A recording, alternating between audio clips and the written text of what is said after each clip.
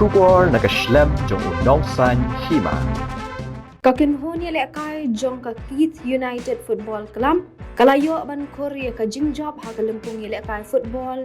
Ya ka balakip kung ka invitation knockout football tournament. Ar hajar aku ar hadu aku lai. Ya ka balapanong da ka new Nnsscc Sports Social and Cultural Club. Kanam tam jong ka Kith United FC kalawan hadian makalala ban pelim no da Saugo Lashi. Ya ka Kumar Sporting Club Sikkim. Ha ka jingi lekay persya ka balalong hasngi thok dia katayo hamadan new Nnsscc. Hakatay kasni ya kana man of the match layo ban kordo Stephen Pala na ka Kith United FC.